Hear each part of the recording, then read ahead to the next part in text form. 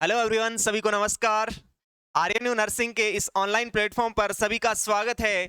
आज हम आपके सामने लेके आए हैं बहुत ही शानदार क्लास, जिसमें होने वाला है एमसीक्यू सेशन और वो फंडामेंटल ऑफ नर्सिंग का होने वाला है। वो क्वेश्चन इसमें ऐड किए हैं जो प्रीवियस एग्जाम में बार बार पूछे जाते हैं। तो हो गया आगाज रण का, युग बदलने की तैयारी, जीत उसी की होगी जिसका संघर्ष है जारी। और मेरे को पता है, मेरे को विश्वास है कि आप सभी का संघर्ष जारी है और आपकी जीत सुनिश्चित है। तो आज का सेशन स्टार्ट करते हैं। आज का सेशन का पहला क्वेश्चन क्या रहने वाला है, देखते हैं। ये आज की क्लास का पहला क्वेश्चन रहेगा। इसमें पूछ रहा है क्या, सबसे फर्स्ट क्वेश्चन में कवि क्या पूछना चाह रहा अपने से। इसमें पूछना चाह रहा है फर्स्ट क्वेश्चन क्या है। Isotonic सेलाइन contains amount of NaCl। इसमें पूछा कि आइसोटोनिक जो सेलाइन होता है, आइसोटोनिक सेलाइन का मतलब है भाई सिंपल सी बात है, आइसोटोनिक जो सेलाइन होता है। सर आइसोटोनिक सेलाइन किसको बोलेंगे? आइसोटोनिक सेलाइन बोलेंगे 0.9% सोडियम, मीन्स मैं बोल सकता हूं नॉर्मल सेलाइन NS को बोलते हैं आइसोटोनिक। इसमें पूछा क्या कि इसमें अमाउंट ऑफ NaCl, इसमें सोडियम क्लोराइड का अमाउंट कितना है। तो याद रखना, इसमें मैंने बोला कि NS में नॉर्मल सेलाइन जो आइसोटोनिक नेचर का होता है उसमें 0.9% होता है। और 0.9% होगा तो दूसरी बात हम करना चाहेंगे कि सर हमारे पास परसेंटेज में है तो हम उसको क्या ग्राम में निकाल सकते हैं। तो इसमें बोला isotonic सेलाइन contains amount of NaCl, कितना अमाउंट कंटेन करता है। सर कितने में कंटेन करता है? सर यहाँ पे क्या 100 ml की बात चल रही है, या 1000 ml की बात चल रही है, या 500 ml की बात चल रही है, कौन सा चल रहा है? तो यहाँ पे पर DL लिख रखा है बेटा, और पर DL का मतलब हमेशा डेसीलीटर का मतलब 100 होता है। डेसीलीटर का मतलब 100 ml होता है हमेशा। तो ये पूछना चाह रहा है कि NS की 100 ml की बोतल है, 100 ml में कितना सोडियम होगा। तो याद रखना, क्या यदि हमारे पास यदि परसेंटेज में कोई संख्या दी हुई है तो उसको ग्राम केजी में हम चेंज कर सकते हैं, कन्वर्ट कर सकते हैं। सर फॉर्मूला क्या है? फॉर्मूला सिंपल है क्या सर, यदि उसको निकालना चाहे तो हमेशा परसेंटेज को ऊपर रखो। तो परसेंटेज हमारे पास 0.9% है। देन ये परसेंटेज कितने में से निकालते हैं? सभी को पता है कि परसेंटेज हमेशा 100 में से निकाली जाती है। तो यहाँ पे 100 लिखा हमने और मल्टीप्लाई किया। यहाँ पे वॉल्यूम कितना है टोटल? सर टोटल DL मतलब 100 ml में कितना है, तो टोटल वॉल्यूम यहाँ पे 100 ml आ गई।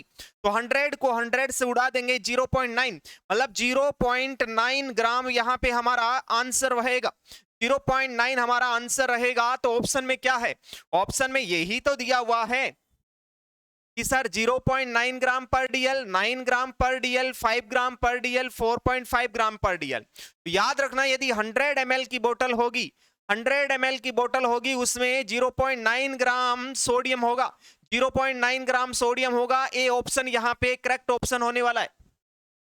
याद रहे कि 100 ml की जो बोतल रहेगी उसमें हमेशा 0.9 ग्राम क्या रहता है? 0.9 ग्राम सोडियम रहता है। तो यहाँ पे ए ऑप्शन हमारा सही जवाब रहेगा। चलो दूसरा एक एग्जांपल और सोल्व करके देखता हूं। सर यहाँ पे 100 ml की जगह यदि 1000 ml की बोतल हो, 0.9% अपॉन में 100 इंटू, सर 500 ml की बोतल या 1000 ml की बोतल है।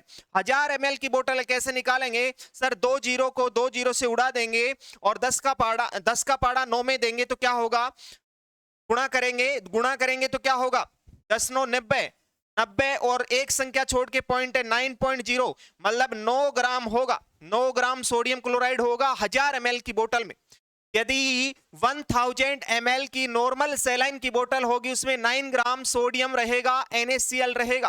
तो 1000 ml की में ये रहेगा, ये 1000 ml की बोतल में रहेगा। लेकिन हमारे को तो क्या पूछा? 100 ml के लिए। सो यहाँ पे ए ऑप्शन करेक्ट ऑप्शन। चलो अगला क्वेश्चन देखते हैं। अगला क्वेश्चन देखते हैं क्या कहना चाह रहा है इसमें।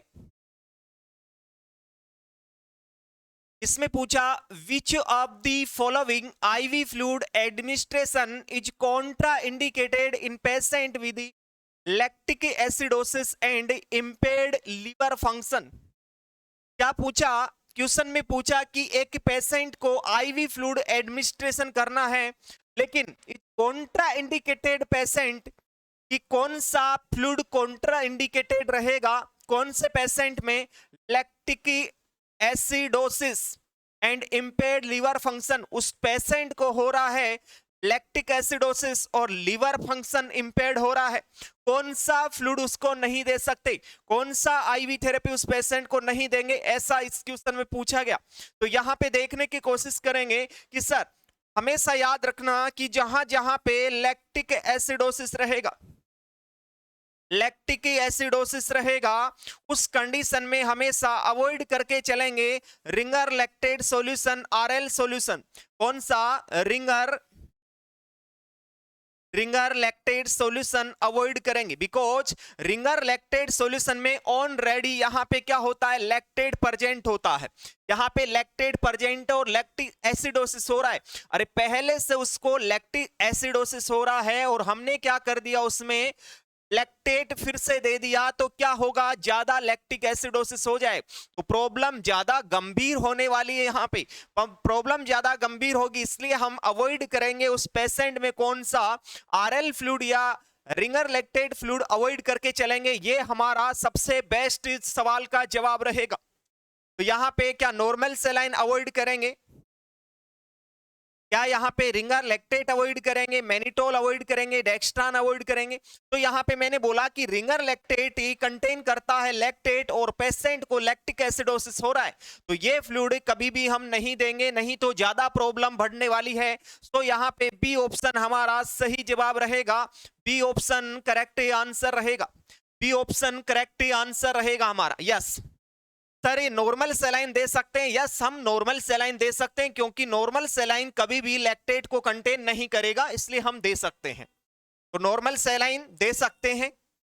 मैनिटोल, मैनिटोल तो एक अलग से फ्लूइड की बात कर सकते हैं कि सर ये तो डीओसी है, ड्रग ऑफ चॉइस है किसकी, इंक्रीज आईसीपी की, ये तो इंक्रीज आईसीपी की ड्रग ऑफ चॉइस है, इंक्रीज आईसीपी की ड्रग ऑफ चॉइस है, या फिर मैं बोल दूं हेड इंजरी का ड्रग ऑफ चॉइस है, हेड इंजरी का ड्रग ऑफ चॉइस है, हेड इंजरी का ड्रग ऑफ चॉइस बोल दो, या फिर किसका बोल दो, इंक्रीज आईसीपी का बोल दो, या फिर मैं बोल सकता हूं मैनिटोल एक हाइपरटोनिक सॉल्यूशन का एग्जांपल है, हाइपरटोनिक इस सॉल्यूशन का बेस्ट एग्जांपल माना जा सकता है, हाइपरटोनिक सॉल्यूशन का एग्जांपल माना जा सकता है। दूसरा हम बात करें सर डेक्स्ट्रान क्या है, dextran is the example of, dextran is the example of colloids. आप बोलोगे सर कोलॉइड्स क्या है, तो याद रखना कि सर एक तो क्रिस्टेलॉइड होते हैं, दूसरे कोलॉइड्स होते हैं। तो याद रखना क्रिस्टेलॉइड कौन कौन से, नॉर्मल सेल एनएस है, आरएल है, डीएनएस है, ये सभी क्या है, क्रिस्टेलॉइड है। और कोलॉइड्स कौन से हैं, डेक्स्ट्रान, डेक्स्ट्रान या फिर बोल सकता हूं स्टार्च, ये सभी क्या है, ये सभी कोलॉइड्स हैं, तो कोलॉइड्स का एग्जांपल रहेगा डेक्स्ट्रान। तो यहां पे क्या नहीं देंगे पेशेंट को, रिंगर लैक्टेट सॉल्यूशन नहीं देंगे, आरएल सॉल्यूशन नहीं देंगे। यस, तो बी ऑप्शन करेक्ट जवाब रहेगा। अगला सवाल देखते हैं, अगला सवाल क्या कहना चाह रहा है, अगला सवाल कह रहा है कि other name of for genupectoral position, very very very important question है, क्योंकि ये क्वेश्चन है बार बार एग्जाम में पूछा जाता है, बहुत बार एग्जाम में पूछा गया क्वेश्चन है। तो याद रखना कि other name of genupectoral position की, जेनुपेक्टोरल पोजीशन का दूसरा नाम क्या है, तो दूसरा नाम क्या रहेगा। या फर्स्ट ऑप्शन देखते हैं, यहाँ पे ऑप्शन क्या कहना चाह रहा है, lithotomy position, Trendelenburg position, knee chest position, Sims position. तो जेनुपेक्टोरल पोजीशन को कौन सी पोजीशन बोलेंगे, बोल देना knee chest position is the other name of genupectoral position. तो सी ऑप्शन हमारा सही जवाब होगा।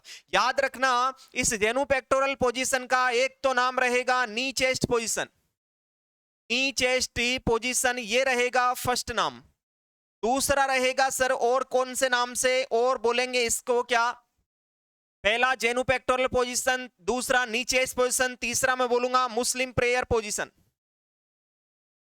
मुस्लिम प्रेयर पोजीशन ये रहेगा तीसरा नाम, मुस्लिम प्रेयर पोजीशन, मुस्लिम प्रेयर पोजीशन। तो क्वेश्चन यदि पूछता है कि मुस्लिम प्रेयर पोजीशन किसको बोलेंगे, तो मुस्लिम प्रेयर पोजीशन भी कौन सी रहेगी, जेनुपेक्टोरल, और नी चेस्ट पोजीशन भी क्या रहेगी, जेनुपेक्टोरल पोजीशन रहेगी। तो कोई कंफ्यूजन मत होना, बिल्कुल शार्पली अपने को जवाब देना होगा। Genupectoral position, knee chest position, और कौन सा बोला मैंने, मुस्लिम प्रेयर पोजीशन। जैसा कि मैं बताना चाहूं कि एक पेशेंट अपने नीज को 90 डिग्री एंगल पे फ्लेक्स करके रखता है और अपना जो सिर और चेस्ट टच कर देता है फ्लोर के ऊपर, उसको हमें क्या बोलते हैं, नी चेस्ट पोजीशन बोल के चलेंगे। उसको हम नी चेस्ट पोजीशन बोल के चलेंगे। ये रहेगा। सर इसका इंडिकेशन क्या है, कौन सी कंडीशन में ये पोजीशन देते हैं, तो लिख देना कि सर ये पोजीशन देते हैं लेमिनेक्टोमी में, लेमिनेक्टोमी। और ये क्वेश्चन एग्जाम में पूछा गया है प्रीवियस एग्जाम में कि लेमिनेक्टोमी में कौन सी पोजीशन देते हैं, तो बोल देना लेमिनेक्टोमी में मुस्लिम प्रेयर पोजीशन या नी चेस्ट पोजीशन या जेनुपेक्टोरल पोजीशन दी जाती है। तो ये तो हमारा जो क्वेश्चन था उसका सही जवाब हुआ। अब अपन देखते हैं इसमें और कोई बातें हैं। सर लिथोटोमी का मतलब क्या है यहाँ पे, तो लिथोटोमी के बारे में भी समझते हैं। लिथोटोमी पोजीशन सर ये नॉर्मल लेबर में दी जाती है, नॉर्मल लेबर में दे सकते हैं। देन डी एंड सी करना है, डायलेटेशन एंड क्रिटेज करना है, उस कंडीशन में दे सकते हैं। देन और कब दे सकते हैं, कोई भी यहाँ पे बोल सकते हैं वेजाइनल एग्जामिनेशन करना है, उस कंडीशन में दे सकते हैं, वेजाइनल एग्जामिनेशन में दे सकते हैं। तो ये रहा लिथोटोमी का बात। लिथोटोमी पोजीशन क्या है सर, लिथोटोमी पोजीशन में पेशेंट को सुपाइन पोजीशन में लेटा दिया जाता है, लाइंग डाउन होता है सुपाइन पोजीशन में, और सुपाइन पोजीशन के बाद में क्या करते हैं, उसके पैरों को क्या करते हैं, उसके पैरों को फ्लेक्स करके हैंग कर दिया जाता है, सपोर्ट दे दिया जाता है। उसको क्या बोलेंगे, उसको lithotomy position. Lithotomy position is use in normal labour. D N C, D N C का मतलब होता है डायलेटेशन एंड कटेज, या इसको अबॉर्शन भी बोल सकते हैं। तो अबॉर्शन करते टाइम दे सकते हैं, या वेजाइनल एग्जामिनेशन, पेरिनियल एग्जामिनेशन में दे सकते हैं। ये रहेगा लिथोटोमी का बात। नेक्स्ट रहेगा सिम्स पोजीशन। सिम्स पोजीशन कब दी जाती है, तो सिम्स पोजीशन जब पेशेंट को एनीमा दिया जाता है, जब पेशेंट को एनीमा लगा रहे हैं, या फिर मैं बोलूं टेम्परेचर असेसमेंट किया जाता है। टेम्परेचर असेसमेंट किसके द्वारा किया जाएगा, रेक्टल रूट के द्वारा किया जाएगा। और रेक्टल रूट के द्वारा टेम्परेचर असेसमेंट किया जाएगा तो हम सिम्स लेटर पोजीशन दे सकते हैं। तो हमारा यहाँ पे 3-4 बातें और थी एक्स्ट्रा, वो कंप्लीट होती हैं। लेकिन यहाँ पे बेस्ट ऑप्शन इस क्वेश्चन का क्या रहेगा, इस क्वेश्चन का बेस्ट ऑप्शन सी ऑप्शन, नीचे इस पोजीशन। चलो अगले क्वेश्चन पे चलते हैं और देखते हैं क्या कहना चाह रहा अगला क्वेश्चन। एक एक क्वेश्चन में हम एक एक क्वेश्चन में 4-4 क्वेश्चन सोल्व करने की कोशिश करेंगे, क्योंकि ध्येय हमारा ये होना चाहिए कि कम समय के अंदर ज्यादा मटेरियल कंटेंट डिलीवर कैसे हो सकता है, और कम समय में ज्यादा कंटेंट पढ़ना, ज्यादा कंटेंट सीख पाना, यही तो स्मार्ट स्टडी होती है। स्मार्ट स्टडी इसी को बोलते हैं। जो बच्चा स्मार्ट स्टडी करेगा सिलेक्शन उसी का होता है, जो स्मार्ट स्टडी करेगा बच्चा उसी का सिलेक्शन होगा। क्योंकि हम बहुत ज्यादा पढ़ तो लेते हैं लेकिन जो काम की चीजें होती हैं उनको छोड़ देते हैं, तो प्रॉब्लम वहां पे अपने को देखने को मिलती है। तो ऐसी गलती अपने को नहीं करनी है कि अपने को ये प्रॉब्लम आई, ऐसी गलती कभी नहीं करनी है अपने को। तो वो कहते हैं ना कि संघर्ष तो जीवन में है ही, लाइफ इज स्ट्रगल। कहते हैं कि ना संघर्ष ना तकलीफ, तो क्या खाक मजा है जीने में, बड़े बड़े तूफान थम जाते हैं जब आग लगी हो सीने में। तो ये तो आपकी यूथ अवस्था है, ये तो स्टूडेंट लाइफ है, इसमें तो आपकी रगों में खून नहीं साहस दौड़ना चाहिए। आपकी रगों में साहस दौड़ना चाहिए कि मेरे को कुछ करना है, जिद होनी चाहिए। अरे जिद रहेगी तभी तो काम बनेगा। किसी भी चीज के लिए यदि आपने जिद कर ली है तो वो जिद पूरी करने के लिए प्रयास करोगे, मेहनत करोगे और कोशिश करोगे तो 100% डेफिनेटली मान के चलिए कि वो जीत सुनिश्चित होगी आपकी। तो कंफर्म ये मान के चलो आप। चलो अगला क्वेश्चन देखते हैं क्या कहना चाह रहा है क्वेश्चन। क्वेश्चन बोल रहा है solution of choice for bladder irrigation. यहां पे फोकस करना होगा ब्लैडर इरिगेशन के ऊपर। For a patient undergoing transurethral resection of prostate, यहां पे शॉर्ट फॉर्म इसकी लिख दूं TURP। TURP का मतलब क्या होता है, ट्रांसयूरिथ्रल रिसेक्शन प्रोस्टेट हुआ। मतलब सिंपल सी बात यह है कि प्रोस्टेट की सर्जरी हुई किसी पेशेंट की, मेल पेशेंट की सर्जरी हुई, मेल पेशेंट में ही प्रोस्टेट होगा, सभी को पता है। तो वहां पे उस कंडीशन में उस प्रोस्टेट का सर्जरी हुआ, TURP हुआ। और TURP हुआ तो ट्रांसयूरिथ्रल रिसेक्शन प्रोस्टेट का ऑपरेशन हुआ। उस कंडीशन में करना पड़ता है क्या, हमें करना पड़ेगा ब्लैडर इरिगेशन। उस कंडीशन में हमें करना पड़ेगा ब्लेडर इरिगेशन, और ब्लेडर इरिगेशन किसके द्वारा किया जाएगा, यही तो क्वेश्चन में पूछा ना कि ब्लेडर इरिगेशन कौन से सॉल्यूशन से कर सकते हैं, तो choice of solution for bladder irrigation कौन सा रहेगा। तो यहाँ पे फर्स्ट ऑप्शन है, यहाँ पे कौन सा, फर्स्ट ऑप्शन में बताया गया कि ग्लिसरॉल से कर सकते हैं, नॉर्मल सलाइन से कर सकते हैं, आरएल से कर सकते हैं, आइसोलाइट पी से कर सकते हैं। तो मैं बोल दूं, यहाँ पे नीचे लिख देता हूं द मोस्ट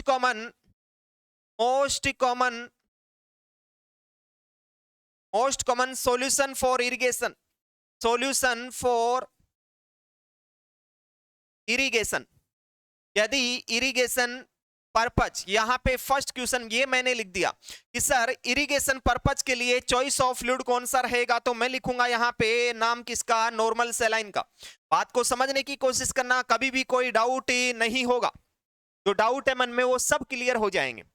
मैंने लिख दिया कि यदि किसी पेशेंट का क्या करना है, पेशेंट का क्या करना है, इरिगेशन करना है, और इरिगेशन किससे करेंगे, तो याद रखना दोनों क्वेश्चन को समझना, दोनों कंडीशन, यहाँ पे कंडीशन को समझना बहुत जरूरी है। मैंने बोला कि क्वेश्चन आ जाए कि मोस्ट कॉमन फ्लूइड या सॉल्यूशन कौन सा है इरिगेशन पर्पज के लिए, तो इरिगेशन पर्पज के लिए normal saline is the choice of fluid. लेकिन क्वेश्चन में कंडीशन डाल दी, क्वेश्चन में कंडीशन क्या डाल दी कि यहां पे पेशेंट है TURP का, किसका पेशेंट है, पेशेंट TURP का है यहाँ पे, तो TURP का पेशेंट होगा, उस कंडीशन में हमारा नॉर्मल सलाइन नहीं आके क्वेश्चन का आंसर चेंज हो जाएगा। सर यहाँ पे नॉर्मल सलाइन नहीं होगा क्योंकि कंडीशन डाल दी TURP, transurethral resection prostate डाल दिया, इसका मतलब नॉर्मल सलाइन तो नहीं होगा, इसका मतलब आरएल से तो कभी नहीं करते, आइसोलाइट्स पी से भी नहीं करते। याद रखना ग्लिसरॉल से हमेशा TURP सर्जरी वाले पेशेंट की क्या करते हैं, इरिगेशन करते हैं। प्रीवियस एग्जाम में बहुत बार पूछा गया क्वेश्चन है, तो सो ये क्वेश्चन बहुत ज्यादा इंपॉर्टेंट होने वाला आपके लिए, बहुत ज्यादा इंपॉर्टेंट रहेगा, क्योंकि कुछ हटके है क्वेश्चन में, क्योंकि सभी में इरिगेशन पर्पज का मतलब नॉर्मल सलाइन आता है, लेकिन इस क्वेश्चन में क्या आता है, इस क्वेश्चन में ग्लिसरॉल आता है। कुछ हटके बात हो रही है, और कुछ हटके बात जहां पे होती है एग्जामिनर वहीं वहीं दौड़ता है, तो एग्जामिनर जहां जहां पे दौड़ेगा वहां वहां पे हमारी नजरें दौड़ेंगी। और वो कहते हैं कि कत्ल करना हो तो निगाहों से कर, तलवार में क्या रखा है, अरे मोहब्बत करनी हो तो इन किताबों से कर, दूसरी चीज में क्या रखा है।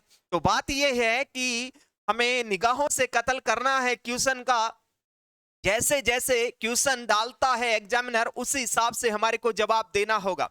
तो निगाहों के निगाहें पूरी अब हमारी कहां पे हैं, एग्जामिनर के ऊपर है कि वो कहां से क्वेश्चन उठा सकता है और कैसे हमें जवाब देना है। तो याद रखना कोई भी कंडीशन हो, इरिगेशन का पूरा कहानी यही खत्म होता है। इरिगेशन की बात आएगी तो सर दो ही बात करेंगे, यदि कोई भी कंडीशन आती है नॉर्मल सलाइन का हम नाम लेंगे, यदि TURP सर्जरी का नाम आता है तो हम ग्लिसरॉल का नाम लेंगे। यही कहानी है इरिगेशन की। अब कोई पूछ रहा है कि सर इरिगेशन क्या होता है, इरिगेशन का मतलब होता है बेटा सफाई करना, फ्लश आउट करना, क्लीन आउट करना, ये होता है किसका मतलब, फ्लश आउट करना, इरिगेट करना, वॉश आउट करना, ये सभी क्या है, ये इरिगेशन के ही मतलब होते हैं। तो सिंपल सी बात है, सर कान का इरिगेशन कर सकते हैं, इसको ईयर इरिगेशन बोल सकते हैं, ईयर इरिगेशन, नेजल इरिगेशन, आई इरिगेशन, कोलन इरिगेशन, बहुत सारे इरिगेशन होते हैं। कोई किसी भी कैविटी से टू रिमूव या to flush out the orifice या cavity, that is known as irrigation by the help of fluid या सॉल्यूशन। सो यहाँ पे ए ऑप्शन हमारा सही जवाब रहेगा। अगला क्वेश्चन देखते हैं, अगला क्वेश्चन क्या कहना चाह रहा है। अगला क्वेश्चन कह रहा है tapping over the facial nerve cause twitching of the facial muscle, it is known as.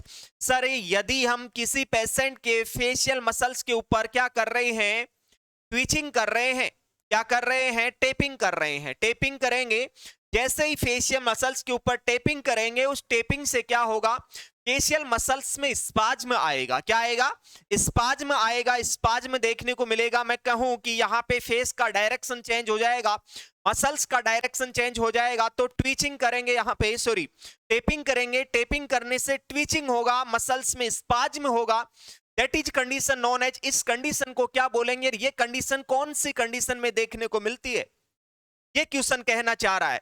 तो सर फेशियल मसल्स में देखो ऐसा करने से, टेपिंग करने से ट्विचिंग होती है या स्पाज्म होता है, उस कंडीशन को हम चौवेस्टेक साइन बोलते हैं। कौन सा साइन बोलेंगे? चौवेस्टेक साइन बोलेंगे। याद रखना हमारी साइड में क्या बोलते हैं, मुंह को, फेस को चोक्टा बोलते हैं, चोक्टा बोलते हैं। कभी लड़ाई हो जाती है दोस्तों के बीच में तो क्या बोलते हैं, चोक्टा पे मारूंगा, मतलब चोक्टे पे मारूंगा, मतलब फेस पे मारूंगा, थप्पड़ मारूंगा, चोक्टा साफ कर दूंगा तेरा। अरे चोक्टा साफ कर दूंगा मतलब तेरे को निपटा दूंगा यहीं की यहीं, और फेस पे थप्पड़ मारूंगा मतलब चोक्टा साफ। ऐसे रूड रूड बिहेवियर की तरह से बात करते हैं, तो ऐसा ही बोलते हैं। तो चोक्टा बोले तो चौवेस्टेक साइन, चोक्टा रिलेटेड टू चौवेस्टेक साइन, ऐसा याद कर सकते हैं हम। तो चौवेस्टेक साइन फेस पे ट्विचिंग होगा, चौवेस्टेक साइन। और यदि हमारी हाथ में, यदि कार्पल मसल में, ये कार्पल मसल हमारी, जैसे बोन ने लता टिंडे पका तेरे टिंडे कच्चे, ऐसा यहाँ पे पढ़ते हैं, तो ये सभी कार्पल बोन है। और कार्पल बोन है यहाँ पे, यहीं पे क्या है, कार्पल मसल है। इन कार्पल मसल में क्या होगा, इन कार्पल मसल में स्पाज्म होगा, उस कंडीशन को ट्राउजी साइन बोलते हैं। तो मैं यहां पे लिख देता हूं चौवेस्टेक साइन। चौवेस्टेक साइन तो हमारा आंसर रहेगा ए ऑप्शन, राइट आंसर। तो बोला मैंने चोक्टा, चोक्टा रिलेटेड टू फेस, फेस पे यदि मसल में स्पाज्म होगा, फेशियल मसल में स्पाज्म होगा तो उसको चौवेस्टेक साइन बोलेंगे। मैं लिख देता हूं स्पाज्म इन फेशियल मसल, स्पाज्म इन फेशियल मसल, फेशियल मसल में स्पाज्म होगा तो उसको क्या बोलेंगे, चौवेस्टेक साइन। चैडविक साइन, अरे चैडविक साइन तो आपने ओबीजी में बहुत अच्छे से पढ़ रखा होगा। सर चैडविक साइन किसको बोलते हैं? फ्लूइड डिस्कलरेशन, क्या fluid discoloration, fluid discoloration of cervix या वेजाइना, या फिर मैं बोल दूं वेजाइना। यदि सर्विक्स और वेजाइना का कलर ब्लू कलर का हो जाता है ड्यूरिंग प्रेगनेंसी, उसको बोलेंगे चैडविक साइन। क्या बोलेंगे? Chadwick sign. चैडविक साइन आपने गायनिक ओबीजी में पढ़ा होगा, क्या blue discoloration of the cervix और vagina, that is known as Chadwick sign. अब बात करेंगे ट्राउजियस साइन। ट्राउजियस साइन भी कोरिलेट है, मतलब इससे समानांतर है। किसके समानांतर है? ये चैडविक साइन से ही रिलेटेड है, सॉरी चौवेस्टेक साइन से रिलेटेड है। मैं बोलूंगा spasm in, spasm in carpal muscle, spasm in carpal muscle, spasm in carpal muscle, that is known as Trousseau's sign. Sir ये ट्राउजियस साइन और चौवेस्टेक साइन दोनों ही, यहां पे मैं इसकी बात करूंगा और इसकी बात करूंगा, दोनों की बात करूंगा, दोनों ही होते हैं किसकी वजह से? सर हाइपोकैल्सीमिया की वजह से होते हैं, हाइपोकैल्सीमिया की वजह से होते हैं। मतलब कैल्शियम का लेवल कम हो गया, कैल्शियम का लेवल कम हो गया तो क्या हो जाएगा? ट्राउजियस साइन हो जाएगा और ये चौवेस्टेक साइन होगा। होमेन साइन क्या होगा? सर ये होमेन साइन यदि बात करें तो किसमें देखने को मिलता है? सर डीप वेन थ्रोम्बोसिस में, डीवीटी में देखने को मिलता है। Very very important question sir, ये होमेन साइन किस कंडीशन में देखने को मिलेगा? तो बोल देना डीप वेन थ्रोम्बोसिस में देखने को मिलता है। सर ये होता क्या है होमेन साइन? जब ये पैर को, जब ये फुट को क्या करते हैं, जब हमारे फुट को क्या करते हैं, डोर्सी फ्लेक्शन करते हैं, डोर्सी फ्लेक्स करते हैं, डोर्सी फ्लेक्स करते हैं तो काफ मसल्स, काफ मसल्स में क्या होता है? काफ मसल्स में पेन होता है, दर्द होता है। काफ मसल्स में पेन होगा, दर्द होगा। उसी कंडीशन को हमने क्या बोल दिया? उसी कंडीशन को हमने बोल दिया कि यहाँ पे होमेन साइन पॉजिटिव है, नेगेटिव है, तो Homans sign is seen in that condition, क्या? DVT, deep vein thrombosis, deep vein thrombosis में देखने को मिलता है। और यहाँ पे मैंने क्या बोला, हमारा जो फुट है, पैर है, वो फुट है जहां पे हम चप्पल पहनते, जूते पहनते हैं, तो वो डोर्सी फ्लेक्शन उस फुट का क्या करेंगे? डोर्सी फ्लेक्शन करेंगे। जैसे ही डोर्सी फ्लेक्शन करेंगे तो हमारी काफ मसल्स जो हैं, लोअर लेग में जो काफ मसल्स होती हैं, उनमें क्या होगा? पेन होगा, तो उसको होमेन साइन बोलेंगे। वो होमेन साइन डीवीटी में देखने को मिलता है। सर काफ मसल्स कौन सी होते हैं? तो पहला क्वेश्चन तो ये है कि सर लोअर लेग में प्रेजेंट होती हैं, ये लोअर लेग में प्रेजेंट होंगी। और ये इनका दूसरा नाम, अदर नेम क्या होता है? अदर नेम क्या है? तो मैं बोल दूंगा कि second heart of the body. क्या? क्वेश्चन आए second heart of the body, heart of the body, second heart of the body. Sir ये काफ मसल जो होती हैं उनको हमने बोला second heart of the body, ये भी अपने आप में एक इंपॉर्टेंट क्वेश्चन माना जा सकता है। सेकंड हार्ट इसलिए माना, आपका क्वेश्चन ये रहेगा कि सर इसको सेकंड हार्ट क्यों बोला गया। सेकंड हार्ट इसलिए बोला गया क्योंकि सर ये जो लोअर एक्सट्रीमिटीज में जो भी सर्कुलेशन चला जाता है ब्लड का, उसको ऊपर भेजने के लिए, हार्ट में दोबारा वापस भेजने के लिए काफ मसल्स में हल्का हल्का मूवमेंट होता रहता है। उसी मूवमेंट की वजह से इसको नाम दिया गया क्या, काफ मसल को, second heart of the body. तो यहाँ पे अपना क्वेश्चन तो क्या था, चोवेस्टेक साइन यहाँ पे बेस्ट ऑप्शन था हमारा, क्योंकि फेशियल मसल्स में ट्विचिंग होती है, टेपिंग करने से उसको चोवेस्टेक साइन बोलेंगे। चोवेस्टेक साइन और ट्राउजियस साइन, ट्राउजियस साइन चोवेस्टेक साइन दोनों ही देखने को मिलते हैं कैल्शियम की कमी से, जिसको बोलते हैं हाइपोकैल्सीमिया। तो ये रहेगा हमारा ए ऑप्शन करेक्ट ऑप्शन। अगला सवाल देखते हैं क्या यहाँ पे सही जवाब होने वाला है। देखिए क्वेश्चन को केयरफुली रीड करेंगे और सही आंसर देने की कोशिश करेंगे, यहाँ पे बेस्ट आंसर क्या हो सकता है। तो क्वेश्चन देखते हैं क्या कहना चाह रहा है। क्वेश्चन ने बोला which of the following is used in the management of hyperkalaemia. अरे किसी पेशेंट को हो गया क्या, पोटेशियम की अधिकता हो गई, और पोटेशियम की अधिकता हो गई, उस कंडीशन को बोला क्या, हाइपरकैलेमिया। अरे हाइपरकैलेमिया उस कंडीशन को बोल दिया, पोटेशियम ज्यादा हुआ उसको हाइपरकैलेमिया बोला। इसने बोला कि सर इसमें मैनेजमेंट क्या करेंगे, इसका उपाय क्या करेंगे। तो मैनेजमेंट में सर मैनेजमेंट यदि देखना चाहें तो इसका एंटीडोट भी देख सकते हैं या मैनेजमेंट बोल सकते हैं, बातें सभी एक ही हैं। या तो इसका मैनेजमेंट बोल दो या फिर क्या बोल दो, या तो मैनेजमेंट बोल दो या फिर क्या बोल दो, एंटीडोट बोल दो, बात एक ही है। तो मैनेजमेंट में हम कैक्जिलेट दे सकते हैं, क्या दे सकते हैं, कैक्जिलेट दे सकते हैं। ये क्या है, ये एंटीडोट है किसका, ये एंटीडोट है किसका, किसका एंटीडोट है, ये पोटेशियम का एंटीडोट है, जिसको के बाइंडर बोलते हैं, के बाइंडर बोलते हैं इसको, के बाइंडर, जिसको पोटेशियम का एंटीडोट बोला जाता है। दूसरा सर एंटीडोट या मैनेजमेंट में बात करें तो इंसुलिन प्लस डेक्सट्रोज दे सकते हैं, इंसुलिन प्लस डेक्सट्रोज दे सकते हैं, ये एक मैनेजमेंट होता है। नेक्स्ट सर उसको कैल्शियम ग्लूकोनेट दे सकते हैं, कैल्शियम ग्लूकोनेट, ये भी एंटीडोट का काम करता है, तो इसके मैनेजमेंट में काम में ले सकते हैं।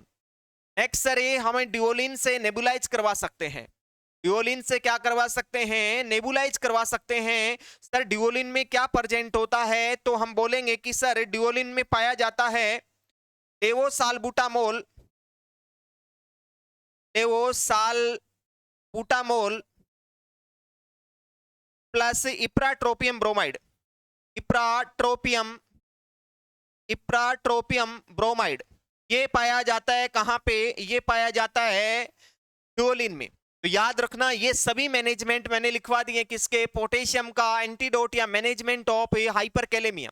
तो याद रखना सबसे बेस्ट, आप पूछोगे सर सबसे बेस्ट कौन सा है, सबसे बेस्ट जो एग्जाम में बार बार पूछा जाता है वो है इंसुलिन प्लस डेक्सट्रोज। सर ये क्या करेगा, ये करेगा शिफ्टिंग, ये क्या करेगा, ये शिफ्टिंग करेगा, ये शिफ्टिंग करेगा किसकी, पोटेशियम की शिफ्टिंग करेगा, ये पोटेशियम की शिफ्टिंग करेगा। सर कैसे करेगा, ये हमारे ब्लड में क्या है, पोटेशियम, ये हमारे ब्लड में क्या है, पोटेशियम, और पोटेशियम को शिफ्टिंग कर देगा सेल में, टिश्यू में।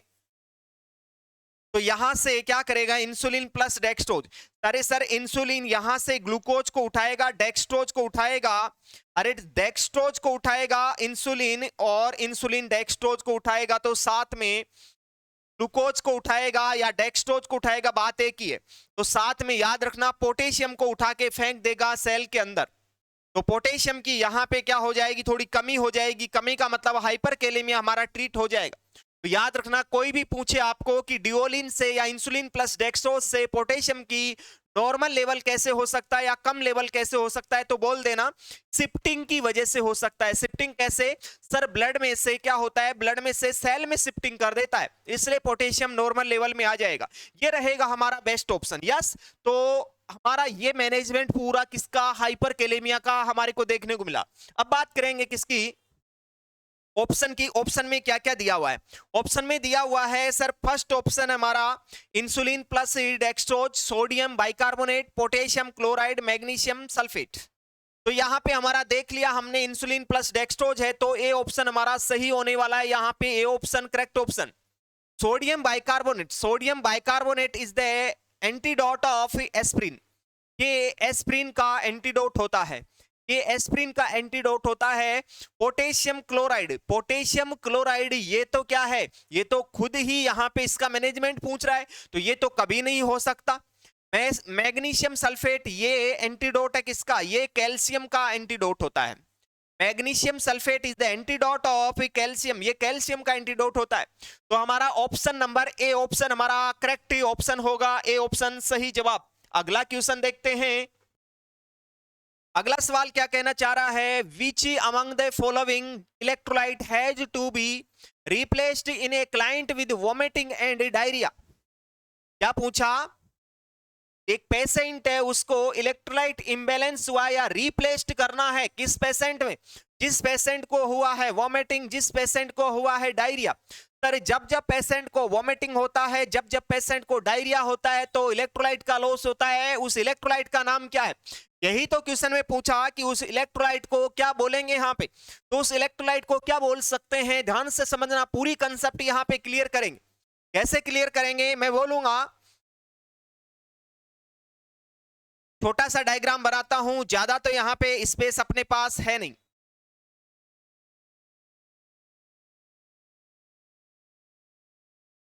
सिंपल सी बात यह है कि सर एक पेशेंट को क्या होता है, एक पेशेंट को होता है वॉमिटिंग, क्या होता है, वॉमिटिंग होता है।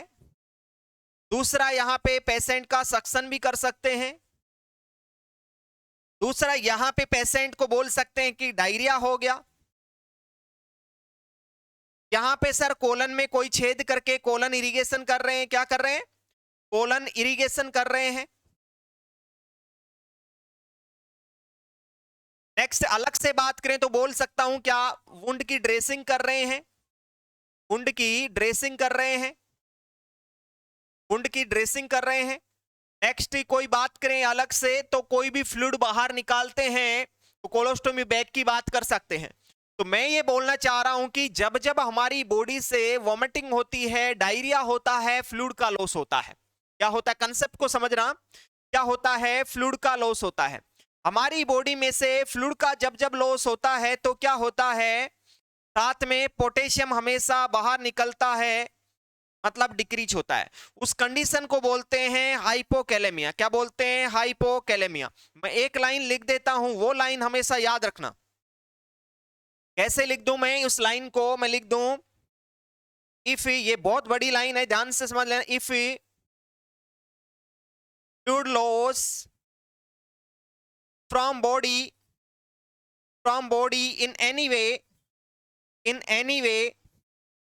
in any way then loss of potassium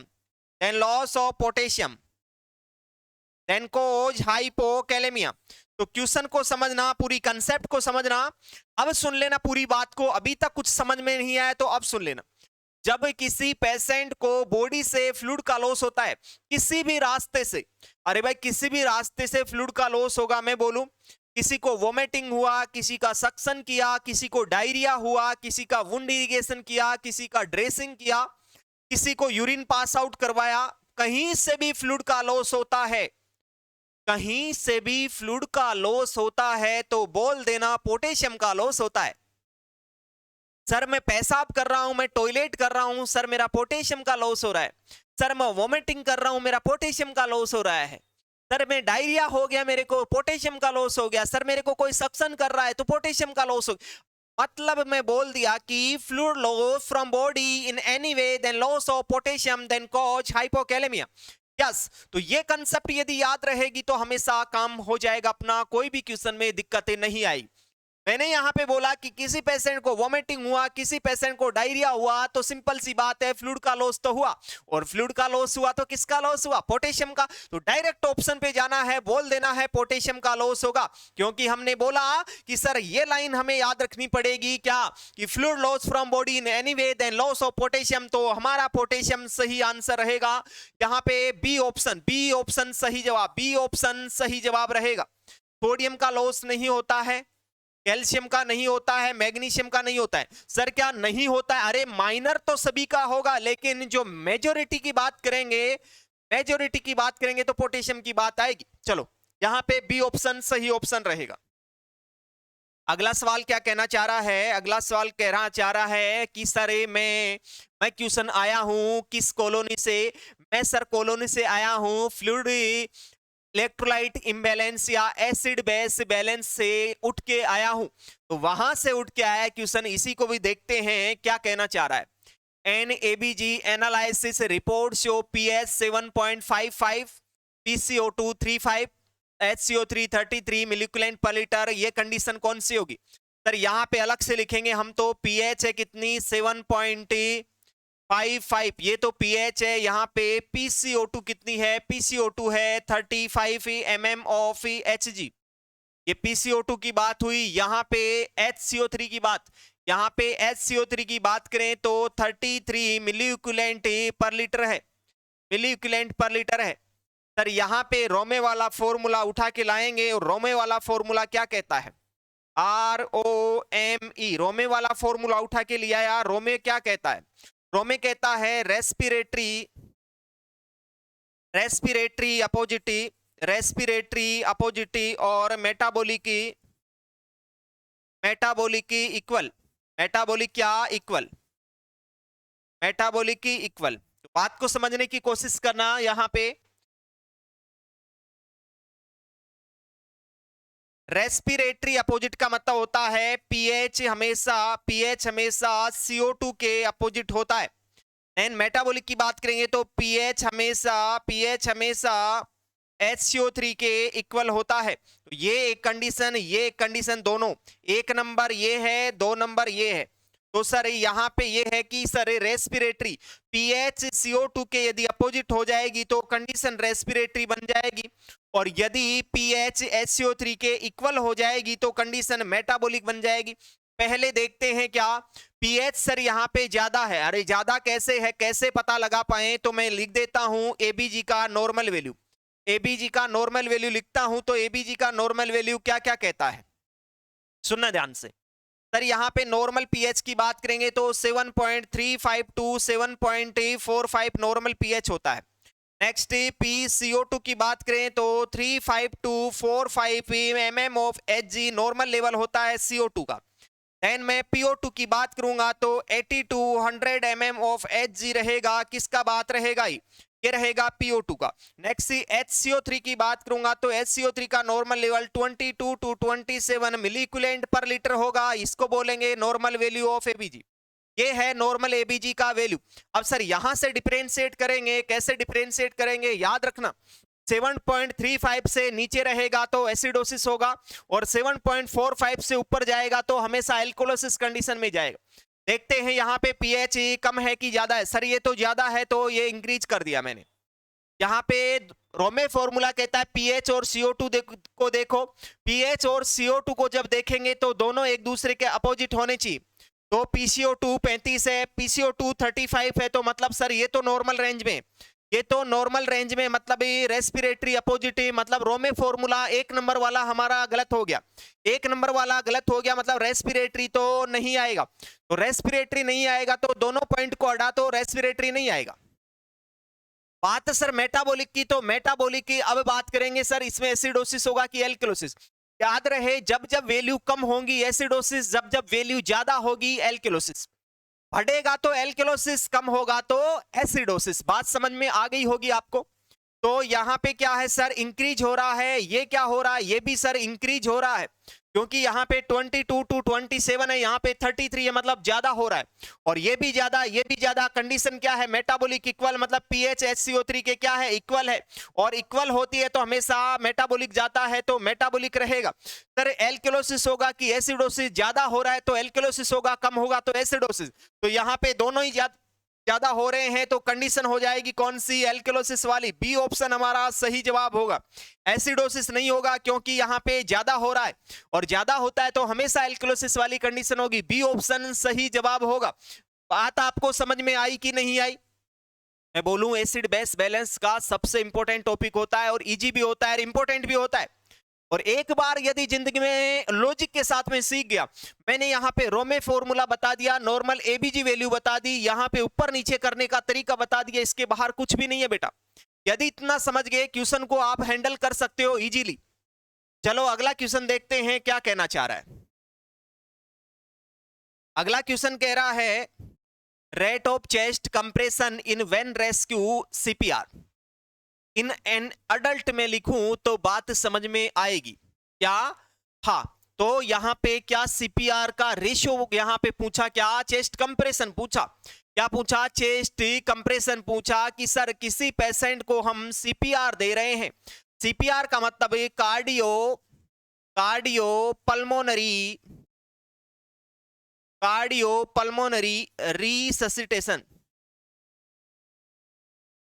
resuscitation, ये रहेगा फुल फॉर्म। सर इस फुल फॉर्म को यदि डेफिनेशन में कन्वर्ट करें तो मैं बोल सकता हूं, डेफिनेशन क्या होगी सर? डेफिनेशन ये होगी to restore the function of heart and lungs, to restore the function of heart and lungs, heart और लंग्स के फंक्शन को रिस्टोर करना। अरे भाई सीपीआर, कोई अनकॉन्शियस पेशेंट है, सीपीआर किसको दिया जाता है? तीन कंडीशन उसमें होनी चाहिए। तीन कंडीशन कौन कौन सी होनी चाहिए? पेशेंट अनकॉन्शियस है, पेशेंट अनरेस्पॉन्सिव है, और पेशेंट का हार्ट और लंग्स काम करना बंद कर चुका है। तीन कंडीशन यदि होंगी तो हम स्टार्ट करेंगे सीपीआर। यहां पे क्वेश्चन में क्या पूछना चाह रहा है कि सर सीपीआर देते टाइम में कंप्रेशन कितने देंगे? जैसे हम करते हैं दोनों हाथों को ऐसे करेंगे इंटरलॉक, और देन हमारी जो हील है, हील ऑफ पाम है, यहां से हम चेस्ट कंप्रेशन देते हैं तो कम से कम 1 मिनट में कितना देना है ये पूछा यहां पे। तो 1 मिनट में कितना देंगे? 150 टू 170 पर मिनट, 120 टू 140 पर मिनट, 60 टू 70 पर मिनट, 80 टू 100 पर मिनट, कितना देके चलेंगे? तो याद रखना हम देते normally 100 to 120 chest compression per minute देते हैं, लेकिन यहाँ पे इर्द गिर्द 120, 100 से 120 तो नहीं है, लेकिन इसके आसपास वैल्यू को ढूंढना चाहेंगे तो आसपास वाली वैल्यू कौन सी है? बी ऑप्शन वाली है। बी ऑप्शन में 120 से 140 लिखा हो, मतलब ये पॉइंट हमारा सही हो सकता है। 80 टू 100 सर ये तो बहुत कम हो जाएगा, ये भी बहुत कम हो जाएगा, ये बहुत ज्यादा हो जाएगा, मतलब ये भी नहीं होगा, तो बी ऑप्शन हमारा सही ऑप्शन होगा। पहले गाइडलाइन ये थी कि 100 कंप्रेशन 1 मिनट में कम से कम जाने चाहिए, लेकिन आजकल गाइडलाइन चेंज होके बोल दी कि 120 तक जाना चाहिए 1 मिनट में। तो यहाँ पे 100 से 120 या 120 से 140 हमारा सही ऑप्शन आंसर हो सकता है, तो बी ऑप्शन हमारा करेक्ट ऑप्शन होगा। अगला सवाल देखते हैं, चलते हैं। अगला सवाल क्या कहना चाह रहा है? Carotid pulse should be checked for, carotid pulse checked करते हैं सर कितने टाइमिंग के लिए? हमेशा जो कैरोटिड पल्स चेक करते हैं टाइमिंग, सर टाइमिंग की बात है तो टाइम हमेशा यह रहेगा कितना? टाइमिंग हमारा हमेशा रहेगा 5 टू 10 सेकेंड, 5 टू 10 सेकेंड रहेगा। कितना रहेगा? 5 टू 10 सेकेंड रहेगा। 5 टू 10 सेकेंड चेक करेंगे, बिकॉज कैरोटिड आर्टरी होती है क्या? कैरोटिड आर्टरी जो होती है, कैरोटिड आर्टरी सप्लाई करती है किसको? ऑक्सीजन सप्लाई करती है, ब्लड सप्लाई करती है ब्रेन को। और यदि सर हम कैरोटिड आर्टरी को दबा देंगे लंबे टाइम के लिए तो दिक्कत हो जाएगी। तो हमेशा याद रखना 5 टू 10 सेकेंड के लिए, मतलब सी ऑप्शन सही जवाब रहेगा। 5 से 10 सेकेंड के लिए हम कैरोटिड आर्टरी को कंप्रेशन करेंगे। सर कैरोटिड आर्टरी कहां पे है? हमारी anterior border of neck, anterior part of neck बोल सकते हैं, या फिर बोल सकते हैं बिटवीन द स्टर्नोक्लेडोमेस्टोइड मसल्स, ये भी बोल सकते हैं क्योंकि एग्जामिनर है भाई, कुछ भी पूछ सकता है। तो बोल सकते हैं स्टर्नो, बिटवीन द स्टर्नोक्लेडोमेस्टोइड मसल, या इंटीरियर पार्ट ऑफ नेक, या इंटीरियर बॉर्डर ऑफ नेक, या in front of the neck, कुछ भी बोल सकते हैं। तो यहां पे होती है हमारी कैरोटिड आर्टरी, और कैरोटिड आर्टरी को कंप्रेस करेंगे, both side carotid compression avoid करेंगे, ये भी अपने आप में एक important. Both side carotid compression, both side carotid compression is avoided, sir इसको अवॉइड करना चाहिए या कॉन्ट्रा इंडिकेटेड होना चाहिए? बिकॉज सर दोनों साइड से कंप्रेस करेंगे ब्रेन को ऑक्सीजन कम जाएगी, दिक्कत हो जाएगी। और यदि कंप्रेस कर रहे हैं तो 5 to 10 सेकंड के लिए ही करेंगे। दूसरा सर कब करेंगे? सर ये सीपीआर दे रहे हैं तब करेंगे। सर सीपीआर किस में दे रहे हैं? अडल्ट में दे रहे हैं तो करेंगे। सर इससे क्या चेक करते हैं? इससे सर्कुलेशन स्टार्ट हुआ कि नहीं हुआ वो चेक करते हैं। तो सभी बातें इंपॉर्टेंट है यहाँ पे। तो ये रहेगा हमारा कैरोटिड आर्टरी को चेक करने का टाइमिंग, तो रहेगा 5 to 10 सेकंड के लिए चेक करेंगे। सी ऑप्शन सही जवाब रहेगा। अगला सवाल देखते हैं क्या कहना चाह रहा है। 1 tablespoon is equal to, 1 tablespoon होती है कितने ml की? कितने ml की होगी? अरे भाई एक तो होती है टी स्पून फुल जिसको TSP बोलते हैं, टी स्पून फुल वो होती है 5 ml की, 5 ml की। एक होती है टेबल स्पून, एक होती है टेबल स्पून, तो टेबल स्पून रहती है कितने ml की? 15 ml की। एक होता है 1 आउंस, 1 आउंस होता है, 1 आउंस होता है 30 ml। नेक्स्ट होता है 1 फ्लोज, 1 फ्लोज भी कितना होता है? वो भी 30 ml होता है। नेक्स्ट होता है 1 ओज, ये भी सेम होता है 30 ml। तो कंफ्यूज मत होना। तो यहां पे पूछा table spoon, sir table spoon कौन सी होती है? तो याद रखना जब अब दूसरे स्टेट की मेरे को पता नहीं है, बट हमारे राजस्थान में क्या होता है, राजस्थान में ऐसा होता है कि शादी के बाद यदि लड़का अपने ससुराल जाता है तो उसको सगुन के रूप में उसको चावल खिलाते हैं, भात खिलाते हैं। चावल खिलाते हैं तो चावल खिलाते टाइम उस थाली में चम्मच होती है, चम्मच छोटी होगी तो उसको बोलते हैं टी स्पून फुल TSP, जो 5 ml की होती है। याद रखना जब आप यदि कोई लड़का है तो आप ससुराल यदि जाते हो तो आपको चावल खिलाया जाएगा, और चावल खिलाया जाएगा तो समझ लेना वो चावल खिलाने वाली चम्मच होगी वो 5 ml की होगी। याद रखना। सर टेबल स्पून कितने ml की होगी? सर टेबल स्पून कौन सी होती है? याद रखना ससुराल गए और वहीं पे वाइफ को छोड़ के आ गए। अरे ससुराल में गए वाइफ को पियर में छोड़ के आ गए, मतलब उसके घर पे छोड़ के आ गए, अपने ससुराल में छोड़ के आ गए, तो उस कंडीशन में क्या होगा देखना। अब उस कंडीशन में हम घर पे वापस लौट आए और इतने निठल्ले हो गए कि रोटी अब बनाई नहीं जाती। अरे रोटी नहीं बनाई जाएगी, रोटी नहीं बनाई जाएगी तो क्या करेंगे? होटल में जाएंगे। होटल में जाएंगे तो वहां पे टेबल के ऊपर पड़ी होगी एक बड़ी सी चम्मच। होटल में बैठ गए और टेबल पे एक बड़ी सी चम्मच पड़ी हुई है, बड़ी सी चम्मच है, वही टेबल साल्ट है। टेबल के ऊपर रखी हुई चम्मच टेबल साल्ट, टेबल चम्मच कहलाएगी। और टेबल के ऊपर वहां पे नमक भी रखा हुआ होता है डिब्बी में, ऊपर से सब्जी में डालने के लिए, उसको टेबल साल्ट बोलते हैं। मतलब ये खाने में ऊपर से यदि साल्ट डाला जाए तो उसको टेबल साल्ट बोला जाता है। बात समझ में आ गई होगी। तो टेबल स्पून और टी स्पून फुल में दोनों में डिफरेंस समझ में आ गया होगा। तो यहाँ पे टेबल स्पून बोला, क्या बोला? Table spoon. तो यहाँ पे टेबल स्पून में कितना होता है? टेबल स्पून में 15 ml होता है। तो यहाँ पे बी ऑप्शन हमारा सही जवाब होगा।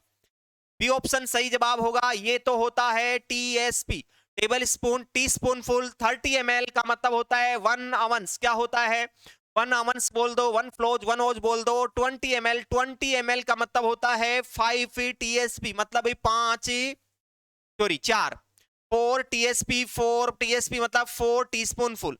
तो ये होगा, मतलब बी ऑप्शन हमारा सही जवाब रहने वाला है। अगला क्वेश्चन देखते हैं क्या कहना चाह रहा है। अगले क्वेश्चन में फिजिशियन बोल रहा है, अरे फिजिशियन क्या बोल रहा है? 100 ml क्या है? नॉर्मल सेलाइन है, to be infuse over 8 hour, 8 घंटे में देना है। What is the flow rate a nurse has to set a drop factor 15 drop per ml? अरे सर ड्रॉप फैक्टर भी बता दिया, कितना drop factor? Sir drop factor उसने बता दिया कि ड्रॉप फैक्टर हमें 15 मानना है, और टोटल वॉल्यूम कितनी है? 1000 ml देना उसको। कितना ml? 1000 ml देना है। क्या देना है? नॉर्मल सेलाइन देना है। सर कितने घंटे में देना है? 8 घंटे में देना है। कितना ड्रॉप पर मिनट सेट करेंगे? सर ये ड्रॉप पर मिनट निकालने का फॉर्मूला होता है, कौन सा फॉर्मूला होगा? ड्रॉप पर मिनट निकालने का फॉर्मूला होता है total volume into drop factor upon में time in minute, time in a minute, ये रहेगा हमारा फॉर्मूला। सर यदि फॉर्मूला हमारे सामने आ जाता है तो हम इस क्वेश्चन को बड़ी आसानी से कर सकते हैं। कैसे कर सकते हैं देखना, अभी कैसे करेंगे। ये सिंपल सी बात है। टोटल वॉल्यूम कितना है? टोटल वॉल्यूम यहाँ पे 1000 ml है, तो यहाँ पे 1000 ml हमने लिख दिया है। ये लो ड्रॉप फैक्टर सर दिया हुआ है। ड्रॉप फैक्टर तो सर हमारा ये 15 मान सकते हैं। सर यदि क्वेश्चन में नहीं दिया वो तो बताओ हमें। क्वेश्चन में यदि नहीं दिया हुआ है तो अडल्ट का मान के चलना। ये 15 किसका है? ये अडल्ट का ही होता है, ये सर अडल्ट का होता है। यदि बच्चों की बात करें, बच्चा क्वेश्चन में चाइल्ड दिया हुआ है तो 60 ड्रॉप फैक्टर मान देना बेटा। यदि क्वेश्चन में कुछ भी नहीं दिया हुआ है तो अडल्ट का मान के चलेंगे, अडल्ट का 15 होता है। यदि अडल्ट दिया हुआ है तो 15 मानेंगे, बच्चा दिया हुआ है तो 60 मानेंगे। सर कुछ भी नहीं दिया हुआ है तो अडल्ट का मान के चलेंगे, और दिया हुआ है तो वो ही मान के चलेंगे जैसा कि इस क्वेश्चन में दिया हुआ है। तो कंफ्यूज कहीं नहीं होना है। यहाँ पे टाइम कितना है? 8 घंटे है, लेकिन क्वेश्चन इसमें फॉर्मूले में क्या बोल दिया? मिनट में। मिनट में चेंज करेंगे, 60 से मल्टीप्लाई कर देंगे, 60 से मल्टीप्लाई करेंगे तो 15 चौक 60, इसको इससे काट देंगे, 4 बार गया। अरे इसको 4 से काट देंगे, 4 दूनी 8 बच गया, 2 4 पंजे 20, 250 आ गए। अब कितनी वैल्यू बच गई अपने पास में? 250 बच गए और नीचे बच गए 8। अब काट दो इसको, कैसे कटेगा? अभी काटते हैं। कत्ल करना हो तो निगाहों से कर, तलवार से क्या रखा है, और मोहब्बत करनी है तो किताबों से कर, मेरे यार में क्या रखा है? तो यहाँ पे कत्ल करना अपनी निगाहों से कत्ल करेंगे। इसका कैसे करेंगे सर? 8 का पहाड़ा बोलेंगे, 8 × 24, 3 बार जाएगा, 1 बच गया, 10 बच गए, 8 × 8, 2 बच गए, 8 दूनी 16। ठीक है, तो यहाँ पे फिर कितने 4 बच गए, तो 8 कितने देखो दोबारा से करो, 8 × 24, 3, फिर बच गया 1, 10 बच गए, 8 × 8, 2 बच गए, 20 पॉइंट लगाएंगे। और फिर यहाँ पे 8 दूनी 16, क्या 8 दूनी 16, फिर बचे 4, 4 बच गए, तो फिर 40, तो 8 8 चौक 32, 8 पंजे 40, 31.25, 31.25 हमारा ड्रॉप पर मिनट चलाना पड़ेगा। ड्रॉप पर मिनट चलाना पड़ेगा, तो इसको 31 ड्रॉप भी बोल सकते हैं। तो यहां पे कितना आएगा? डी ऑप्शन हमारा सही जवाब होगा। डी ऑप्शन सही जवाब क्यों होगा? क्योंकि हमने निकाला और यहां पे डी सवाल का जवाब हमें मिल गया है। तो डी ऑप्शन 31 ड्रॉप पर मिनट हमारा सवाल का जवाब होगा। 20 नहीं होगा, 24, 28 नहीं होगा। तो D option is the correct option. अगला सवाल देखते हैं, बड़े ही इजी क्वेश्चन है, बड़े ही सिंपल क्वेश्चन है ड्रग कैलकुलेशन के। एक बार यदि समझ लिया ड्रग कैलकुलेशन का, जिंदगी में कभी भूलोगे नहीं। और ये क्वेश्चन कंसेप्ट वाले क्वेश्चन है। एक बार फॉर्मूला याद कर लो, क्या ड्रॉप पर मिनट निकालने का फॉर्मूला होता है total volume into drop factor upon में टाइम इन मिनट। ये सिंपल सी बात होती है। चलो अगला क्वेश्चन देखते हैं फिर से। While doing CPR in an infant, what is the compression ventilation ratio with the 2 rescue? Sir 2 rescue है और यहाँ पे CPR देना है पेशेंट को, और यहाँ पे बात आ गई है इन्फेंट की, और इन्फेंट की बात आ गई है, तो इन्फेंट की बात आ गई है तो वहां पे क्या बात करेंगे? इन्फेंट की बात आ गई है, 2 रेस्क्यू है, 2 रेस्क्यू है। 2 रेस्क्यू का मतलब 2 हेल्थ केयर प्रोवाइडर हैं। तो यहाँ पे वेंटिलेशन, यहाँ पे फर्स्ट तो मैं लिखूंगा कंप्रेशन, क्या कंप्रेशन, चेस्ट कंप्रेशन रेशियो, क्या वेंटिलेशन, वेंटिलेशन मतलब रेस्पिरेशन। सर यहाँ पे क्या करेंगे? चेस्ट कंप्रेशन कितना देंगे, वेंटिलेशन मतलब रेस्पिरेशन कितना करेंगे। 2 रेस्क्यू है तो 15:2 करके चलेंगे। यस, 15:2 करके चलेंगे। तो यहाँ पे सी ऑप्शन हमारा सही जवाब रहेगा। सी ऑप्शन हमारा सही जवाब रहेगा। 15:2 सी ऑप्शन सही जवाब। ये नहीं होगा, ये नहीं होगा। 30:2, 30:2 तो जब 1 रेस्क्यू होता है उस कंडीशन में काम में लेते हैं। यदि 1 रेस्क्यू होता है तो 30:2, बट यहाँ पे 2 रेस्क्यू है तो 15:2 हम काम में लेके चलेंगे। तो यहाँ पे हमारा ऑप्शन सही होगा, सी ऑप्शन करेक्ट जवाब होने वाला है। यस, चलो अगला क्वेश्चन देखते हैं क्या कहना चाह रहा है। क्वेश्चन देखते हैं अगला, ये बोलना चाह रहा है the most appropriate time for the nurse to obtain a sputum specimen for culture. Sir किसी का स्पूटम का कल्चर लेना है, स्पूटम का सैंपल लेना है, स्पूटम का क्या लेना है? स्पूटम का सैंपल लेना है। और सर यदि स्पूटम का सैंपल हमें लेना है तो सर टाइमिंग कौन सी बेस्ट रहेगी, किस टाइमिंग में हमें लेना चाहिए? याद रहे सर, मॉर्निंग का जो टाइमिंग होता है, मॉर्निंग का जो टाइमिंग होता है सबसे बेस्ट होता है तो हमेशा मॉर्निंग में लेना चाहिए, early in the morning after the patient eat light break. अरे ब्रेकफास्ट खा लेगा इसका मतलब तो ये तो काम खराब हो गया। तो क्या करना चाहिए, हमें अर्ली मॉर्निंग लेना चाहिए, ए ऑप्शन सही जवाब। ये तो फिक्स क्वेश्चन है और ये बहुत बार एग्जाम में पूछा गया क्वेश्चन है कि कभी भी स्पुटम का सैंपल लेंगे पेशेंट का तो अर्ली मॉर्निंग लेंगे, सुबह सुबह लेंगे, जिससे क्या जो एरोबिक की ग्रोथ होगी वो अच्छे से हमें यहाँ पे देखने को मिलेगी। तो ए ऑप्शन सही जवाब रहेगा, इसमें ज्यादा कोई लॉजिकल वाली बात है नहीं। क्वेश्चन क्या कहना चाह रहा है, देखिए क्वेश्चन कहना चाह रहा है फ्रूसेमाइड 90 mg देना है पेशेंट को, चार्ट में लिखा हुआ स्टॉक डोज हमारे पास पड़ी हुई है 20 mg पर ml। हाउ मेनी ml, कितना ml उसको देंगे। अरे यदि क्वेश्चन में कभी आ जाता है हाउ मेनी ml आ जाता है तो क्वेश्चन का फॉर्मूला होगा, कौन सा फॉर्मूला लगेगा, फॉर्मूला लगेगा desired dose upon available dose, desired dose upon available dose ये रहेगा into quantity. Yes, desired dose क्या है, डिजायर्ड डोज वो जो डॉक्टर ने लिखी है, चार्ट में लिखी हुई है, वो रहेगी डिजायर्ड, डॉक्टर की इच्छा क्या है, मतलब वो रहेगी डिजायर्ड डोज जो चार्ट में लिखी हुई है। चार्ट में लिखी हुई है पेशेंट को देना है 90 mg देना है। यस, हमारे पास अवेलेबल है, स्टॉक में अवेलेबल 20 mg पर ml। सर ये है 20 mg पर ml लिखी हुई है। यस, तो सर यहाँ पे पर ml को इससे यहाँ हटा के कहाँ कर दूं, इसको यहाँ से पर ml को हटा के इनटू में कर देता हूं कि 1 ml में प्रेजेंट है क्वांटिटी। तो 90 mg देना है, mg को mg से उड़ा दो, ये उड़ गया mg से mg, 0 को 0 से उड़ा दो, यस उड़ा दिया, 2 का पहाड़ा 9 में दे दो, 2 चौके 8, 2 चौके 8, 4 बार चला गया, 1 बच गया, पॉइंट लगा दो, और 2 पंजे 10, 4.5 ml देंगे। कितना देंगे, 4.5 ml देके चलेंगे उसको, ये हमारा बेस्ट आंसर रहेगा। तो यहाँ पे क्या है, हमारा बेस्ट आंसर क्या रहेगा, 4.5 ml। C option is the right option, C option सही जवाब रहेगा।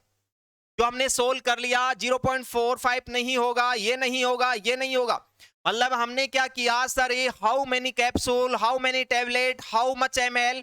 यदि ऐसा क्वेश्चन में दिया हुआ है तो हमेशा फॉर्मूला लगाना पड़ेगा, desired dose upon available dose, desired dose upon available dose into quantity. तो डिजायर्ड डोज क्या है, डॉक्टर ने जो इच्छा जाहिर की है, ये डॉक्टर ने जो लिखा है, चार्ट में लिखा हुआ है, फाइल में जो लिखा हुआ है, पेशेंट को जो देना है वो होगा desired dose upon available dose. में ये है कि सर ये अवेलेबल डोज का मतलब ये है हमारे पास में स्टॉक में अवेलेबल कितना है। सर हमारे पास में वेपर है और वेपर पे लिखा हुआ है, जैसे फॉर एग्जांपल ये वेपर है और इसमें लिखा हुआ है कि सर ये 20 mg 1 ml में प्रेजेंट है, तो ये हमारे स्टॉक में है, ये क्या रहेगी, ये अवेलेबल डोज रहेगी हमारे पास, ये अवेलेबल डोज रहेगी। इसका मतलब इसको हमने सोल्व किया तो 4.5 ml आंसर आया, तो सी ऑप्शन सही जवाब हुआ हमारा।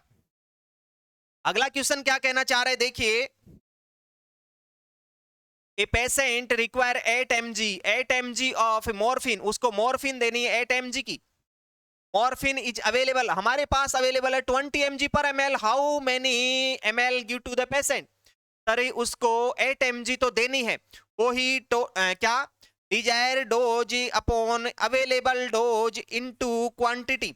डिजायर डोज वो जो पेशेंट को देनी है, पेशेंट को देनी है 8 mg, अवेलेबल डोज जो हमारे पास में है वो है 20 mg पर ml इनटू मतलब क्वांटिटी में 1 ml लगा देता हूं। तो mg को mg से काट देंगे, mg को mg से हमने काट दिया तो बच गया क्या, यहाँ 8 यहाँ पे 20, तो इसका पहाड़ा 8 में देंगे, नहीं जाएगा, नहीं जाएगा तो क्या करेंगे सर, ये पहले ही पॉइंट लगा देंगे, पहले ही 0 पॉइंट लगा देंगे, पॉइंट लगा देंगे तो यहाँ पे 800 कर लो, अरे भाई यहाँ पे 800 कर लो और यहाँ पे क्या कर लो, यहाँ पे 20 है तो पॉइंट लगा दिया, आप 0 कितनी लगाओ, यहाँ पे 800 क्या 80 कर लो, तो 20 का 80 मतलब 0.4 ml आंसर रहेगा, 0.4 ml आंसर रहेगा। तो हमारा कौन सा आंसर बेस्ट ऑप्शन रहेगा, यहाँ पे ए ऑप्शन हमारा सही जवाब रहेगा, 0.4 ml मतलब A option is the best option. क्या किया हमने, एक ही बात याद किया sir, how many ml, how many capsules, how many tablet, how much ml। यदि ऐसा क्वेश्चन में पूछता है तो हमें आंख बंद कर कौन सा फॉर्मूला लगाना है, आंख बंद कर हमें फॉर्मूला लगाना है desired dose upon available dose into quantity. Desired dose जो डॉक्टर ने प्रिस्क्राइब की है, लिखी है, पेशेंट को देनी है, पेशेंट को देनी है 8 mg, हमारे पास अवेलेबल है 20 mg, 20 mg का भाग 8 mg में देंगे तो 0.4 आ जाएगा, 0.4 ml देके चलेंगे, ये यहाँ पे बेस्ट ऑप्शन रहेगा हमारा। अगला सवाल क्या कहना चाह रहा है, अगला सवाल कह रहा है क्या, अगला सवाल ये बोल रहा है कि सर एक पेशेंट को वोमिटिंग हो रही है, प्रोलॉन्ग गैस्ट्रिक सक्शनिंग कर रहे हैं, क्यूसिंग सिंड्रोम हो रहा है, हाइपर एल्डोस्टेरोनिज्म हो रहा है, क्या लीड करेगा? तो सिंपल सी बात है सर, किसी को यदि वोमिटिंग होती है, यदि किसी को वोमिटिंग होती है, यदि किसी को सक्शनिंग करते हैं, सक्शनिंग करते हैं, तो दोनों ही कंडीशन में सिंपल सी बात है सर, ये पेट के अंदर से, स्टोमक के अंदर से, स्टोमक के अंदर से क्या निकलता है, HCl बाहर निकलता है, मतलब एसिडिटी बाहर निकलती है, और नीचे हमारे इंटेस्टाइन में कौन सा कंटेंट होता है, एल्केलाइन नेचर होता है, तो एल्केलाइन वहां पे बच जाता है। तो सिंपल सी बात ये है कि सर ये वोमिटिंग और सक्शन करेंगे तो HCl तो पूरा बाहर चला जाएगा, बच जाएगा एल्केलाइन, मतलब यहाँ पे मेटाबॉलिक एल्केलोसिस देखने को मिलेगा। याद रहे हमेशा मेटाबॉलिक एल्केलोसिस देखने को मिलता है कौन कौन सी कंडीशन में, जब पेशेंट को होता है क्या, जब पेशेंट को होता है वोमिटिंग, जब पेशेंट को करते हैं सक्शनिंग, उस कंडीशन में, और 2-3 कंडीशन क्यूसिंग सिंड्रोम, हाइपर एल्डोस्टेरोन, सभी कंडीशन में यहाँ पे मेटाबॉलिक एल्केलोसिस देखने को मिलता है। तो यहाँ पे हमारा बेस्ट ऑप्शन क्या रहेगा, बेस्ट ऑप्शन हमारा रहने वाला है मेटाबॉलिक एल्केलोसिस। सर ये रेस्पिरेटरी क्यों नहीं लिखा, यहाँ पे रेस्पिरेटरी इसलिए नहीं लिखा, यहाँ पे ऑक्सीजन की CO2 की कोई बात हमारे सामने नहीं आई, और CO2 ऑक्सीजन की कोई बात नहीं आई, तो रेस्पिरेटरी की तो बात नहीं करेंगे। अरे सिंपल सी बात तो यही है कि GIT कंटेंट की बात चल रही है, एसिडोसिस एल्केलोसिस की बात चल रही है, तो हम मेटाबॉलिक की बात करेंगे। तो यहाँ पे डी ऑप्शन सही जवाब रहेगा। ये हमारी आज की सेशन का लास्ट क्वेश्चन रहेगा। क्या क्वेश्चन है, depression of the respiratory centre severe asthmatic lead to, क्या करेगा सर, किसी को हो रहा है अस्थमा, किसी को हो रहा है अस्थमा, किसी को हो रहा है टीबी, किसी को हो रहा है COPD, किसी को हो रहा है ARDS, किसी को हो रहा है एटेलेक्टेसिस, एटेलेक्टेसिस, किसी को हो रहा है न्यूमोनिया, ETC कंडीशन में सबको एक वर्ड में बोल दूं क्या सर, उसको हो रहा है रेस्पिरेटरी डिजीज या रेस्पिरेटरी प्रॉब्लम। सर रेस्पिरेटरी जब जब प्रॉब्लम होगी तो सिंपल समझो, ज्यादा दिमाग लगाने की जरूरत नहीं है, ज्यादा दिमाग लगाओगे पछताओगे, और ज्यादा दिमाग लगाया हुआ भी गलत होता है, थोड़ा सा दिमाग लगाओ, हमेशा थोड़ा सा दिमाग ठीक होता है। तो सिंपल सी बात ये है सर, हमने ये सोचा कि सर रेस्पिरेटरी डिप्रेशन हो गया, डिप्रेशन हो गया, डिप्रेशन हो गया, और ये डिप्रेशन हुआ, उस पेशेंट को क्या हुआ, अस्थमा हुआ और रेस्पिरेटरी डिप्रेशन हुआ। सर वो श्वास अच्छे से नहीं ले पाएगा, वो श्वास अच्छे से नहीं ले पाएगा तो ऑक्सीजन की कमी हो जाएगी, CO2 ज्यादा हो जाएगी। तो लिख दो सर, ऐसी कंडीशन में हमेशा CO2 ज्यादा हो जाती है। अरे CO2 जब जब ज्यादा होती है तो रेस्पिरेटरी क्या होगा, रेस्पिरेटरी एसिडोसिस होता है। बात समझ में आ गई क्या, बात समझ में आ गई क्या? जब जब CO2 हमारी बॉडी में बढ़ेगा उस कंडीशन में हमेशा फिक्स फंडा है रेस्पिरेटरी एसिडोसिस होगा, और उस कंडीशन में याद रखना रोमे फॉर्मूला कहता है CO2 जब जब बढ़ता है pH क्या होता है, pH कम होता है, क्योंकि रेस्पिरेटरी अपोजिट मेटाबॉलिक इक्वल, मतलब CO2 ज्यादा होगा तो pH कम होगी, तो pH यहाँ पे कम है, CO2 ज्यादा है, रेस्पिरेटरी एसिडोसिस। याद रखना कोई भी क्वेश्चन आ जाए, रेस्पिरेटरी प्रॉब्लम का क्वेश्चन आ जाता है तो बोल देना सर रेस्पिरेटरी प्रॉब्लम मतलब श्वास लेने में प्रॉब्लम, और श्वास लेने में प्रॉब्लम तो CO2 ज्यादा हो जाएगी, ऑक्सीजन की कमी हो जाएगी, उस कंडीशन में क्या करेंगे, रेस्पिरेटरी डिप्रेशन, CO2 ज्यादा होने की वजह से रेस्पिरेटरी एसिडोसिस होगा। यस, तो ये यहां पे respiratory acidosis A option correct option रहेगा। यस, ठीक है, तो ये यहां पे रेस्पिरेटरी एसिडोसिस रहेगा, ए ऑप्शन सही जवाब रहेगा। ये आज का सेशन हमारा यहीं देते हैं इस सेशन को विराम। कल हम फिर मिलते हैं नेक्स्ट क्लास में, आपके सामने रूबरू होते हैं उसी जोश और जुनून के साथ, उसी उम्मीद के साथ कि हमें जल्द कहीं ना कहीं सक्सेस मिले, और सक्सेस तभी मिल सकती है जब हम प्रयास करेंगे, मेहनत करेंगे कंटिन्यू, और कंटिन्यू मेहनत करने से सफलता जरूर मिलती है। माँ तेरे पसीने की बूंद को मोती से चमकाऊंगा, तो सपने बड़े देख पूरा करके जरूर दिखाऊंगा। तो इसी ख्वाब को लेके हम चल रहे हैं, जिद लेके चल रहे हैं, और हमारी सपना है माँ बाप का सपना वो पूरा साकार होगा, जल्द ही पूरा होगा। Okay, thank you.